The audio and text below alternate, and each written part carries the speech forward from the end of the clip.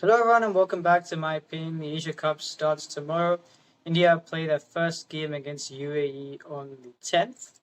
In this video, I'll be looking at the squad that India have selected for this Asia Cup and also giving my views on what it means for the T20 World Cup in a few months' time. Let's get into this Asia Cup preview.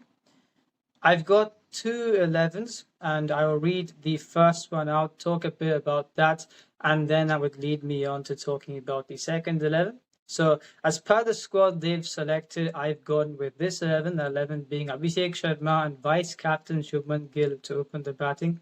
Sanju Samson 3, Suryakumar Yadav 4, Hardik Pandya 5, Rinku Singh number 6, Akshar Patel 7, Kuldeep Yadav 8, Bumrah 9, Arshdeep 10, Varun Chakravarti at number 11. And straight away you can see here, Rich, you've got competition between two players at the number 3 slot because of the inclusion of Shubman Gill. Sanju Samson, before the series against England, he was injured during the IPL. He scored 3 centuries in his last 2 series, the first one being against Bangladesh and then 2 against South Africa in South Africa. And in the Kerala Premier League, I think he worked out later in one match, I think at number 5, and it didn't go well for him. The other substantial contributions, the 89, I think he scored 120, they've been when he's opened the batting. So in that case, you've got a player like him at number 3, who you can fit him into the 11, but if you were to fit him into the 11, then you'd have to leave a Tilak Verma out, who scored, I think, 3 centuries in a row. When you combine the 2 in a row against South Africa, then he scored a domestic century.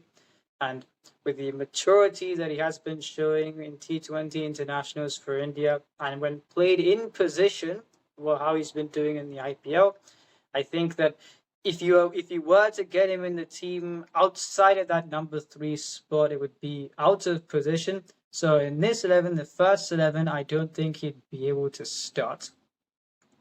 And this is why I feel Shubman Gill, including him as the vice captain, because I'm not saying he's not done well in T20, he's done well in the IPL, but I feel they've included him as a vice captain because of the series draw in England.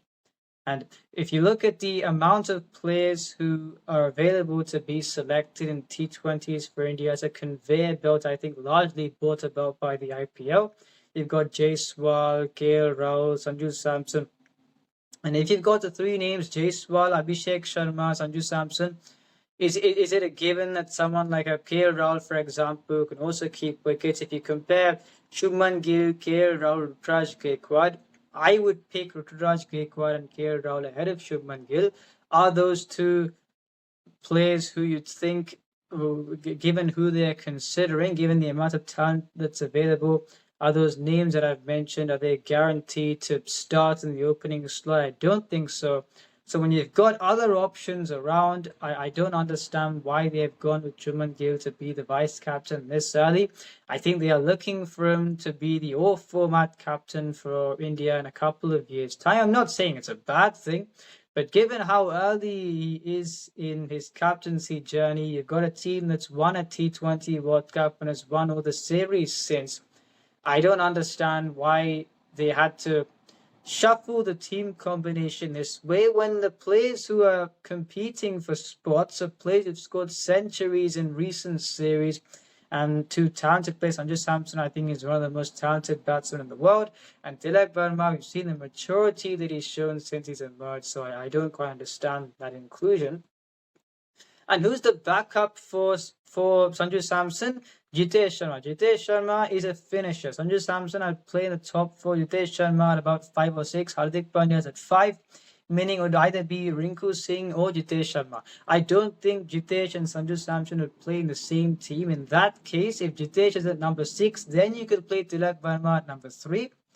And I think those are the 2 selection conundrums. I don't think Shivam Dube would get a game unless they try to prioritize batting depth, that I don't think they should do, and I don't think they would do.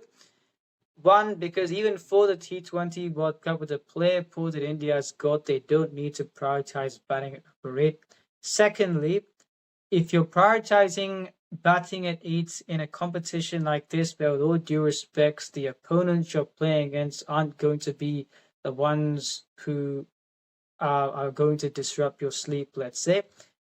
I think it would show fair. I don't think they should do that when they've got the players to bat until 7, and then you've got 4 gun bowlers with the all-rounder. Actually, but they will be the all-rounder, and you've got a big punter. So I don't think they should look for extra batting depth, and I don't think they will. So that is the selection conundrum. Because they've included Shubman Gill, they've got to play only one of, you can either play one of Sanju Samson or Tilak Varma number 3, and if you play Jitesh Sharma, who's not a like-for-like backup for Sanju Samson, they may play him ahead of Rinku Singh, but I feel sidelining Tilak Varma would be very unjust given the performances that he has put in for India. So that's on that. I think India would win this competition. I think the final would be between them and Afghanistan. I back India to win this competition.